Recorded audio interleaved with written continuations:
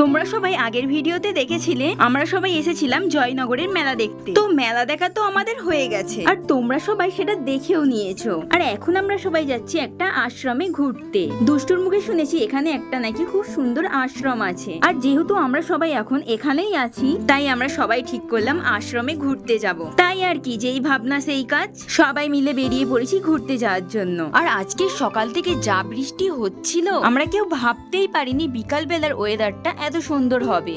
সুন্দর একটা ওয়েদার উপভোগ করতে করতে পৌঁছে গেলাম আশ্রমে।